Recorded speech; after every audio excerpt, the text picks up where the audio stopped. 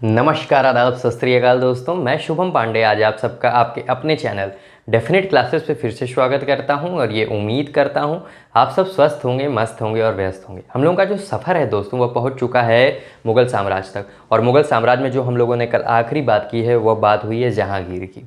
और जैसे ही जहांगीर की बात आ रही है, आपको याद आ रहा होगा जो हम लोगों ने आखिरी कड़ी कल जोड़ी वह बात पहुंच चुकी है 1615 तक। 1615 में ही सर थॉमस रॉय जहांगीर के दरबार में आया था, जहांगीर के कोर्ट में आया था। और कौन हुआ करता था? ये दूसरा ब्रिटिशर हुआ करता था जो जहांगीर के कोर्ट में आया था। और उस समय ब्रिटिशर किंग कौन हुआ करता था? तो आपको इस बात की जानकारी है, किंग जेम्स प्रथम हुआ करता था, किंग जेम्स फर्स्ट हुआ करता था। इसी कड़ी को दोस्तों हम लोग को आगे जोड़ना है और आगे की चीज़ों को, जो भी इंपॉर्टेंट सवाल जहांगीर से और बनते हैं, उन्हें देखना है। अगर आपने कल का वीडियो नहीं देखा है, डिस्क्रिप्शन बॉक्स में लिंक है, आप उसे ज़रूर देख लें। 1605 से 1627 तक का जो समय काल है दोस्तों, ये रूल किया जहांगीर। और कहाँ रूल किया? मुग़ल साम्राज्य की गद्दी पे काबिज होकर हिंदुस्तान के ऊपर रूल किया। ठीक है, जहांगीर 1605 से 1627 रूल किया। और इससे दो इम्पॉर्टेंट सवाल और बन जाते हैं, और बहुत इंपॉर्टेंट सवाल, ये दोनों ऐतिहासिक चीज़ इसके द्वारा की गई थी और इसी कारण से ये बहुत ही ज़्यादा इंपॉर्टेंट सवाल बनते। सबसे पहली चीज़ जो इसने की वह की चैन ऑफ जस्टिस की शुरुआत, यानी न्याय के जंजीर की शुरुआत कौन करने वाला शख्सियत है? तो आप बोलेंगे जहांगीर है। और इसी ने 12 अध्यादेश दिए थे अपने साम्राज्य के अंदर, 12 ऑर्डिनेंस दिए। ठीक है, अब होते क्या थे इन सब बातें हम लोग को अब देखना है। ठीक है दोस्तों, अब देखिए चैन ऑफ जस्टिस, आप जान रहे हैं न्याय की जंजीर। आपने इस सवाल को हो सके देखा भी हो। आप बस एक एग्जाम्पल लीजिए, आपने घंटी देखी होगी, घंटे को देखा होगा। खासकर अगर आप मंदिर जाएंगे तो आपको मंदिर में देखने को मिल जाते हैं घंटे। घंटे में क्या लगा रहता है? जंजीर। जैसे ही जंजीर आप घिसते हैं घंटा बजने लगता है। बस इसी चीज़ की शुरुआत इसने की। अब कैसे शुरुआत की? ये अपने किले में ये चीज़ आपको देखने को मिल जाएगा। जहाँ पे ये घंटा लगाया गया था इसके द्वारा, वह लगा था आगरा के किला में। कभी आप आगरा जाइए, टाइम निकाल के आगरा का किला आप जरूर जाइएगा, तो वहाँ आपको घंटा तो नहीं दिखेगा, वह जगह आपको जरूर दिख जाएगी जहाँ वह घंटा टांगा गया था। तो आपको देख लेना है दोस्तों से, कभी आपको मौका मिले तो ज़रूर आप जाएँ। अब चलिए, तो घंटा था, घंटा इसने टांग रखा था। ये कहाँ टांगा था? अपने किले के अंदर। और जो इसकी जंजीर थी, घंटे में जो जंजीर बंधी रहती है, उस जंजीर को इसने अपने किले के छर्दवाली के बाहर रख दिया था। मतलब इतनी बड़ी जंजीर थी कि घंटे से लेके इसके किले से लेते हुए किले के बाहर तक वो जंजीर चली जाती थी। अब देखिए, वह जो जंजीर थी वो बनी थी सोने की।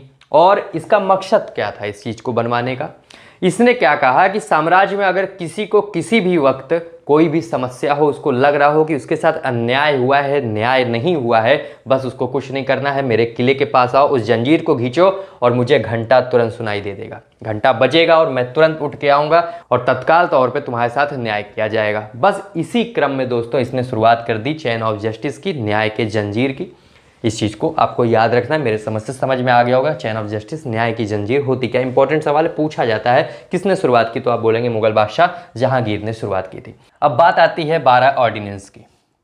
12 में से 2 ऑर्डिनेंस बहुत ही ज़्यादा इंपॉर्टेंट है। आपको ज्ञात है दोस्तों, इस बात की जानकारी है कि हम लोग काम क्या करते हैं, हम लोग डिस्कशन ही वही करते हैं जो इंपॉर्टेंट सवाल बनते हैं। तो 12 की हमें लिस्ट यहाँ पे नहीं तैयार करनी है, हमें बस 2 चीज़ों को ध्यान देना। 2 ऑर्डिनेंस जो इसके मुख्यतः हुआ करते थे, जो बार बार सवालों में आते हैं, उन्हें हमें ध्यान देना है।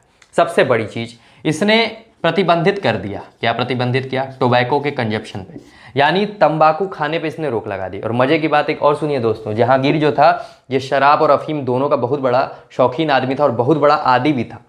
लेकिन तब भी इसने कंजप्शन पे अपने साम्राज्य में ये कहा कि कोई भी तंबाकू आज से नहीं खाएगा। इस पे प्रतिबंधित कर दिया गया तंबाकू को। ठीक, यानी इसके द्वारा ये कह दिया गया कि tobacco is injurious to health. 100 की सीधी बात इतनी थी। अब देखिए, इसने दशहरा और दिवाली पे, दशहरा और दिवाली पे इसने हिंदू धर्म जितने भी लोग फॉलो किया करते थे इसके साम्राज्य में, उन्हें छूट दे दी कि आप दशहरा और दिवाली वाले दिन जुआ खेल सकते हो, यानी गैम्बलिंग कर सकते हो। यानी जुआ खेलने की भी छूट किसने दी? दशहरा और दिवाली वाले दिन जहांगीर ने दे दी। ये बोला कि मेरे साम्राज्य में जितने भी लोग हैं हिंदू धर्म फॉलो करते हैं, दशहरा और दिवाली वाले दिन वो आराम से जुआ खेलें, उनके ऊपर कोई प्रतिबंध नहीं है। बस एक दिक्कत है, मेरे साम्राज्य में आज के बाद कोई भी तंबाकू का सेवन नहीं करेगा। 100 की सीधी बात इतनी है दोस्तों कि न्याय की जंजीर शुरुआत जहांगीर ने की। 2 ऑर्डिनेंस जो मुख्यतः हैं वो आपको याद रखना है। आगे की अब हम लोग कहानी की ओर बढ़ते हैं। हुआ क्या, इतना तो किया ये। इसने एक और शादी रचाई, कल 2 की हम लोगों ने बात की है, अब हम लोग तीसरे की ओर बढ़ते हैं। तीसरा किससे शादी हुई इसकी, 1611 में ही, 1611 में। आपको याद आ रहा होगा इस तारीख को हम लोग पहले भी पढ़ चुके हैं। 1611 में ही सबसे टेम्परोरी बेस पे जो फैक्ट्री बनाई गई थी ब्रिटिशर्स द्वारा मुशालीपट्टनम में, 1611 में स्थापित की गई थी। आपको याद आ रहा होगा क्यों बंद हुई, इन सब कारणों का हम लोगों ने कल ही डिस्कशन किया है, उस पर टाइम बर्बाद नहीं करते। उसी समय काल पे दोस्तों 1611 में ही इसने शादी रचाई। किससे शादी रचाई, सबसे बड़ा मेहरुनिशा से। ठीक है दोस्तों, और ये मेहरुनिशा हुआ कौन करती थी, मेहरुनिशा एक शादीशुदा औरत हुआ करती थी, और इनके हस्बैंड कौन थे, अली कुल बेग। यानी जो आपका जहांगीर था वह मेहरुनिशा से शादी रचाया 1611 में, और अली कुली बैग से पहले ही मेहरुनिशा की शादी हो चुकी थी। यानी क्या होगा, जहांगीर जो था अली कुली बैग को मार दिया, हत्या किया इसकी, और फिर मेहरुनिशा से शादी किया। और जब मेहरुनिशा से शादी किया, ये काफ़ी खूबसूरत हुआ करती थी, इसी कारण से इन्हीं का नाम इसने रखा नूर जहां। इंपॉर्टेंट सवाल है दोस्तों, मेहरुनिशा को ही नूर जहां टाइटल दी गई थी जहांगीर द्वारा। 1611 में शादी हुई थी मेहरुनिशा से जहांगीर की, और कब हुई थी, जब अली कुली बैग को मारा था जहांगीर ने। इतनी बातों को आपको यहाँ याद रखना है। अब एक और सवाल बनता है नूरजहां से, इंपॉर्टेंट चीज़ है। नूरजहां को सबसे बड़ा प्रशासक माना गया मुगल साम्राज्य का। सबसे बड़ी प्रशासक अगर पूछा जाए कौन है, तो आप बोलेंगे नूरजहां, सबसे बड़ी प्रशासक। अभी मैंने आपको बताया कि ये शराब और अफीम का आदी हुआ करता था, यानी ये कभी कभी जब नशे में एकदम धुत रहता था तो दरबार में नहीं आ पाता था। तो उस समय उस दरबार की देख रेख और जितने भी प्रशासनिक कार्य थे, एडमिनिस्ट्रेशन वर्क थे, वह सब कौन देख रहा था, नूरजहां देखती थी। इसी कारण से सबसे बड़ी प्रशासक भी माना गया है मुगल साम्राज्य की। इन सब चीज़ों को आपको याद रखना है। अब 2 सवाल और इससे बनते हैं। नूरजहां के पिता का नाम इंपॉर्टेंट है, और नूरजहां के माता का नाम। अब पिता का जो नाम है दोस्तों वह है ग्यास बेग, और इसी ग्यास बेग, यानी ये कौन है, ये नूरजहां के पिता हुआ करते हैं। ये कौन है, फादर हैं। याद रखना है दोस्तों, इंपॉर्टेंट है। ठीक, ये ग्यास बेग जो है ये नूरजहां के पिता हैं, और इन्हीं को टाइटल दी गई थी इतामुद्दौला की, इतामुद्दौला की। और कौन दिया था ये टाइटल, ये टाइटल दी थी जहांगीर ने ग्यास बेग को। और इतामुद्दौला की अगर पूछ ली जाए कि टॉम्ब कहाँ है, मकबरा कहाँ है, दरगाह कहाँ है, तो आप बोलेंगे टॉम्ब ऑफ इतामुद्दौला कहाँ पे है दोस्तों, आगरा में। कहाँ, आगरा में।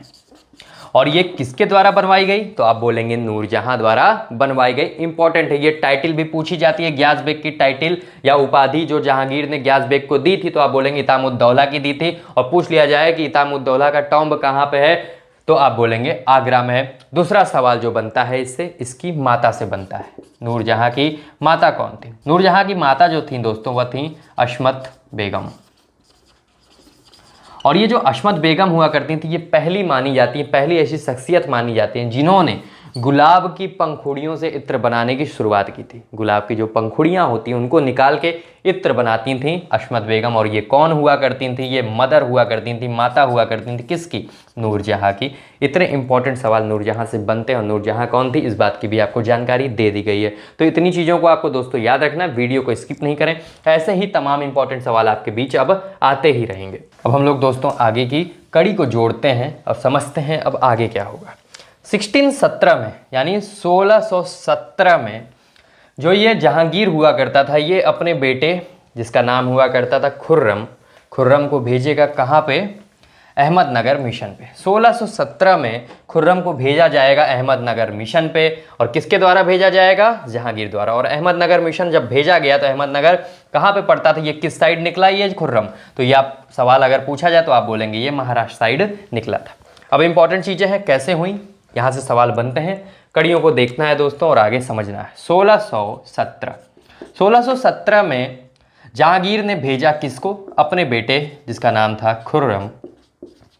कौन था खुर्रम, इस बात की कल हम लोगों ने जानकारी ली है दोस्तों, कल वाले वीडियो में इसका डिस्कशन हो चुका है। खुर्रम, तो जो खुर्रम था इसको भेजा इसने अहमदनगर मिशन पे। और ये जो खुर्रम था ये किधर निकला, महाराष्ट्र निकला। ठीक है दोस्तों। और इसमें खुर्रम सफल हुआ दोस्तों, यानी अहमदनगर को अपने साम्राज्य में, मुगल साम्राज्य में मिलाने में सफल हो पाया खुर्रम। अहमदनगर मिशन पूरे तरीके से सफल माना गया। अब देखिए, जैसे ही ये सफल हुआ, इस बात से बड़ा खुश कौन हुआ? जहांगीर हुआ। और जहांगीर ने क्या एक टाइटल दे डाली इसी खुशी में, किसे? खुर्रम को। और हम लोग उसी टाइटल को जानते हैं शाहजहां के नाम से। और शाहजहां का मतलब ही होता है दोस्तों विश्व का राजा, किंग ऑफ वर्ल्ड।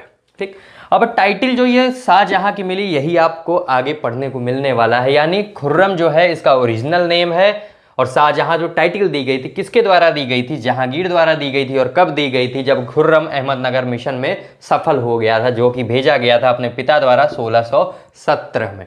इतनी इंपॉर्टेंट सवाल यहाँ से बनते हैं दोस्तों, इंपॉर्टेंट है, याद रखिएगा। अहमदनगर मिशन के बारे में पूछा जाता है कि खुर्रम को शाहजहां की उपाधि किसने दी थी और कब दी थी, तो यहाँ से आपको जवाब मिल जाना है दोस्तों। अब हम लोग आगे की कड़ी की ओर बढ़ते हैं। इंपॉर्टेंट चीज़ें हैं, ध्यान से देखिएगा। 1627 में, यानी वह घड़ी आ चुकी है जब हम लोग इसके अंतकाल पे पहुंचने वाले हैं दोस्तों। 1627 में क्या हुआ?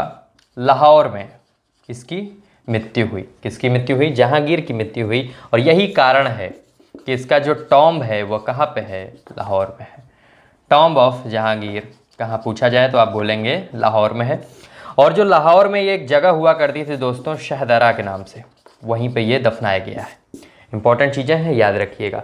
और एक बात और आपको यहाँ याद रखनी इसी क्रम में, कि जो ये जहांगीर हुआ करता था, ये अपनी आत्मकथा खुद ही लिख रहा था, ऑटोबायोग्राफी लिख रहा था ये। और जो इसकी ऑटोबायोग्राफी है दोस्तों, वह है तुजुके जहांगीरी। ठीक है, तुजुके जहांगीरी ऑटोबायोग्राफी। क्या है दोस्तों? तुजुके जहांगीरी।